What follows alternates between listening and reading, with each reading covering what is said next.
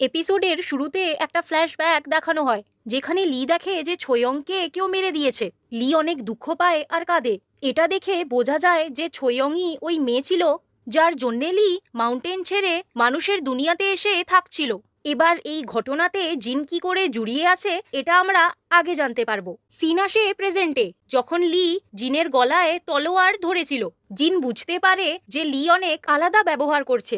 ওকে মনে হচ্ছিল যে লি ওর সাথে কিছু নিয়ে রেগে রয়েছে। জিন লিকে বলে, এই পুরনো জমানার তলোয়ার নিয়ে কেন ঘুরছো তুমি? এটা কোনো খেলার জিনিস নয়। এখন লি জিনকে ডেকেছিল, কিন্তু ওই ওকে এখন যেতে বলে। জিন বুঝতে পারে না যে লি এমন ব্যবহার কেন করছে। ও কিচেন নিয়ে ওখান থেকে চলে যায়। ওর যাওয়ার পর বাস থেকে ভাইস প্রিন্সিপাল বেরোয়। ও লিকে বলে, জিন অনেক ভালো মানুষ, ওর সাথে এসব করা জরুরি কি?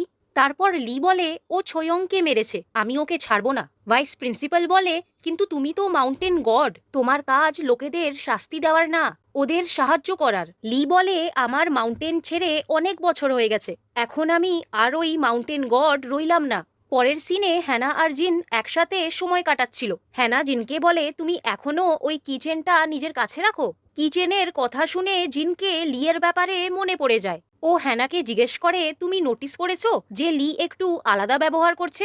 হ্যানা বলে, আলাদা ব্যবহার করছে মানে? জিন বলে, কাল আমি ওর সাথে দেখা করতে গেছিলাম, আর ও এমন ব্যবহার করছিল যেমন কি ও একটা আলাদা মানুষ। হ্যানা মজাক করতে লাগে যে কাল মনে হয় তুমি খালি হাতে গেছিলে, তাই হয়তো ও আপসেট হয়ে গেছিল। জিন হাসতে লাগে, আর ও এই কথাটাকে বেশি গম্ভীরভাবে নেয় না। তখনই হ্যানা একটু হাসতে লাগে। জিন ওকে জিজ্ঞেস করে, তুমি ঠিক আছো? হ্যানা হ্যাঁ বলে। ওরা বাইরে বেরোয়।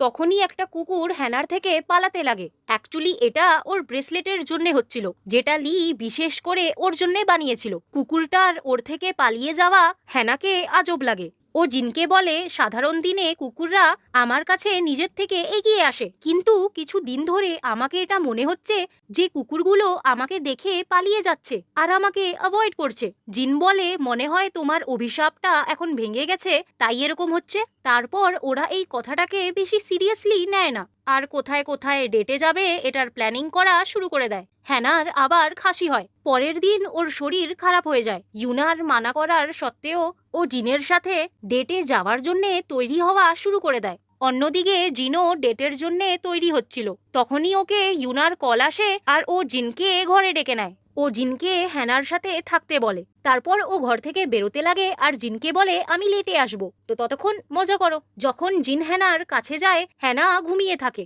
ও একটু চোখ খোলে আর ও জিনকে দেখতে পায়। ও ভাবে যে ও স্বপ্ন দেখছে। ও বলে, আমার বয়ফ্রেন্ড স্বপ্নতেও কত হ্যান্ডসাম। ও জিনকে ওর পাশে শুতে বলে। জিন পাশে শুয়ে যায়। তারপর ওরা দুজনই ঘুমিয়ে যায়। যখন হ্যানার ঘুম ভাঙে, ও বুঝতে পারে যে ও স্বপ্ন দেখছিল না। ও এম্বারেস ফিল করে আর দূরে সরতে লাগে। তখনই জিন বলে, কোথায় যাচ্ছ তুমি? ও হ্যানাকে চাপকে ধরে ঘুমিয়ে পড়ে। পরের দিন স্কুল থেকে সব বাচ্চাদেরকে মিউজিয়ামে নিয়ে যাওয়ানো হয়। ওখানে হ্যানা আর জিন একে অপরের আশেপাশেই ঘুরতে থাকে। মিনজি ওদের দুজনকে দেখে, আর ওকে ওদের আগের জন্মের ভিশন আসে, যখন জিন আর হ্যানার প্রথমবার দেখা হয়েছিল। জিন একটা ভালো পরিবারের ছেলে ছিল, অন্যদিকে হ্যানা ছোয়ংয়ের কাজের লোক ছিল। ছোয়ং প্রেগনেন্ট হয়। ও হ্যানাকে কখনো কাজের লোক হিসেবে দেখেনি। ও হ্যানাকে নিজের বন্ধু ভাবত।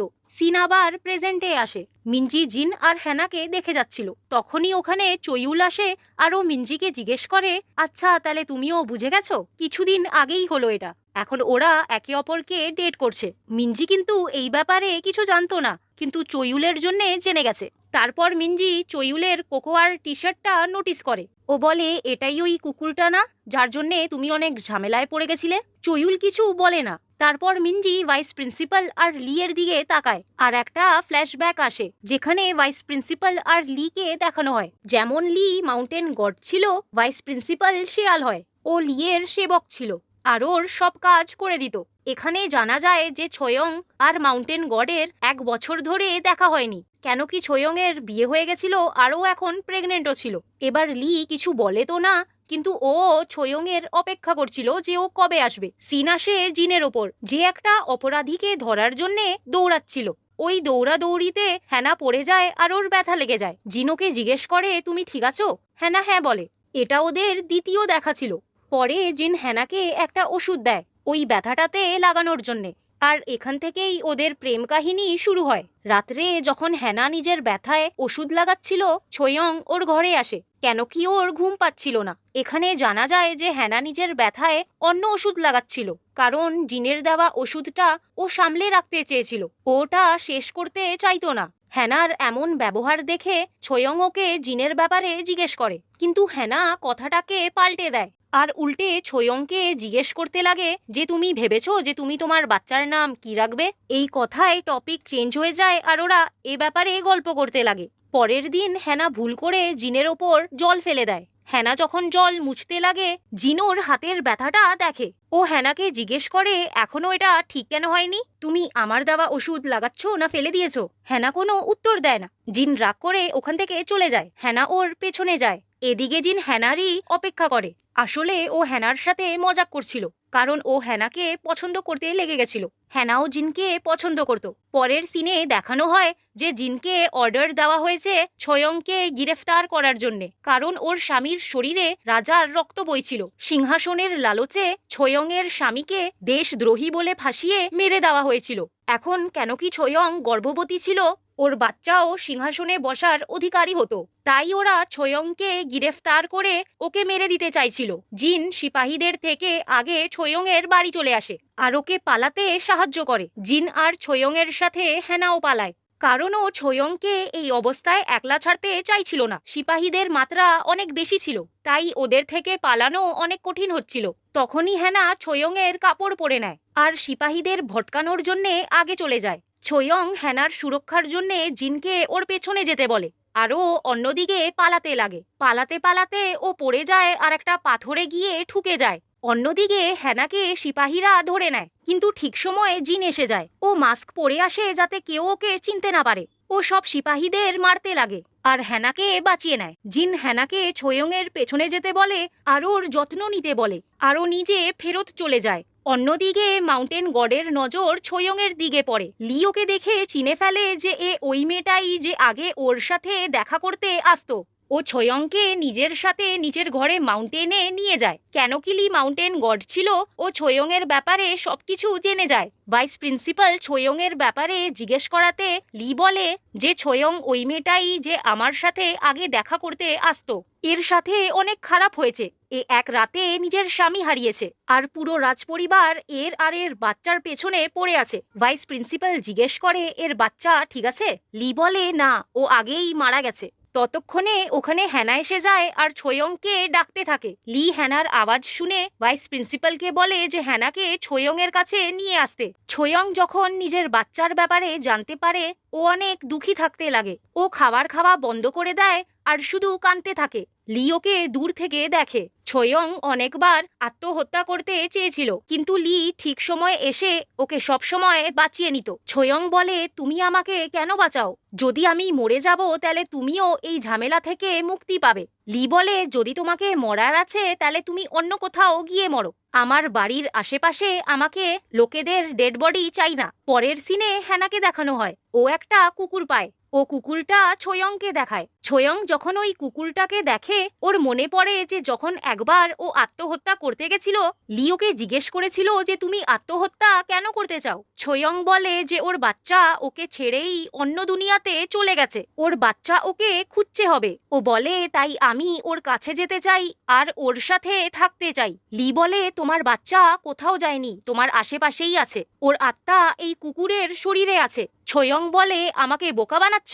লি ওই কুকুরটাকে বলতে লাগে, দেখো, তোমার মা তোমাকে চিনতে পারছে না। ও এত জেদি যে নিজের জেদের জন্যে ও দেখতেও পারছে না যে ওর বাচ্চা ওর কাছে ফিরে এসেছে। সিন আসে হ্যানার ওপর। ছোয়ং বুঝে যায় যে এটা ওই কুকুরই যেটা লি নিয়ে এসেছিল। ছোয়ং আর মাউন্টেন গড আস্তে আস্তে একে অপরের অনেক কাছে এসে যায় আর ছোয়ং বুঝতে পেরে যায় যে লি হলো মাউন্টেন গড আর ওই ওর মাকে বাঁচিয়েছিল। ও লিকে পছন্দ করতে লেগে গেছিল, কিন্তু লি ওর থেকে দূরে দূরে থাকা শুরু করে দিল, কারণ ও ভাবতো যাকেও ও পছন্দ করে সে ওর থেকে দূরে চলে যায়। ও ছোয়ংকে মাউন্টেন ছেড়ে যেতে বলে। অন্যদিকে হ্যানা জিনকে খোঁজার জন্যে গ্রামে যাওয়ার ডিসাইড করে, কারণ যখন থেকে ও মাউন্টেনে এসেছিল ওর জিনের সাথে দেখাই হয়নি। ওইদিকে গ্রামে সবাই জেনে গেছিল যে জিন ছোয়ংকে পালাতে সাহায্য করেছিল। আর এই জন্যে ওকে গ্রেফতার করা হয়েছিল। এই কারণেই ও হ্যানার সাথে দেখা করতে পারেনি। জিনকে ধমকি দেওয়া হয় যে যদি ছোয়ং আর হ্যানার ঠিকানা ও না বলে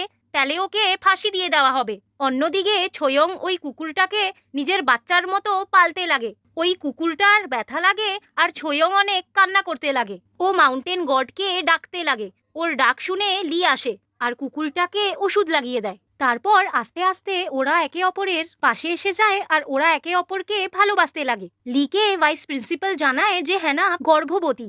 আরও প্রায় গ্রামে আসা যাওয়া করে জিনকে খুঁজতে। ও লিকে জিজ্ঞেস করে যে হ্যানার উপর ভরসা করা যাবে কি। লি বলে হ্যাঁ, ও ছোটবেলা থেকে ছোয়ং এর সাথে থাকে। ও ছোয়ং এর বন্ধুর মতো। ভাইস প্রিন্সিপাল বলে দেখো আগের কথা আলাদা ছিল, এখনো গর্ভবতী। ও জিন আর নিজের বাচ্চাকে বাঁচানোর জন্যে যদি ছোয়ং এর ব্যাপারে গ্রামে সবাইকে বলে দেয় তাহলে কি হবে। লি এই কথাটা ছোয়ংকে জানাতে চায়, কিন্তু তারপরও ভাবে যে ও একটু বেশি ভাবছে। হ্যানা এমন করবে না। ও ছোয়ংকে কিছু বলে না আর ওকে ওই স্কার্ফটাই গিফট করে যেটা আমরা লিয়ের সিক্রেট রুমে দেখেছিলাম। হঠাৎ তখনই লি বুঝতে পারে যে ছোয়ংকে ধরার জন্যে সিপাহী আসছে।